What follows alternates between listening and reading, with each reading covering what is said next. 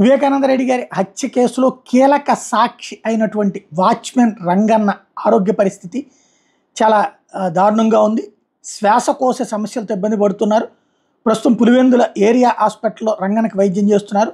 తనని బెంగళూరుకి తరలించేటటువంటి ప్రయత్నం చేస్తున్నారు. కడప రిమ్స్కి రిఫర్ చేయడంతో అక్కడికి తరలించారు. 2019 మార్చి 15 కడప జిల్లా పులివెందు నివాసంలో వైఎస్ వివేక దారుణ హత్యకు గురైనటువంటి నేపథ్యంలో ఆ కేసు నమోదు చేసుకున్నటువంటి పోలీసులు నిందితులను గుర్తించి జైలుకు పంపారు. వాళ్ళలో ప్రస్తుతం కొందరు బెయిల్ మీద బయటకు వచ్చారు. కేసులో నిందితులైనటువంటి ఒకరైనటువంటి అవినాష్ రెడ్డి కడప నుంచి వైసీపీ ఎంపీ అభ్యర్థిగా పోటీ చేసి మరోసారి గెలుపొందితే నిందితుడైనటువంటి దస్తగిరి అప్రూవర్గా మారాడు. ఈ నేపథ్యంలో అసలైనటువంటి అంశం రంగయ్య అడ్డం తిరిగాడు. తను సాక్ష్యంలో అడ్డం తిరిగాడు. తనని అన్యాయంగా తన పేరుతో తప్పుడు ప్రొజెక్షన్ చేశారు అంటూ కోర్టుకు వేశారు సిబిఐ అధికారుల మీద.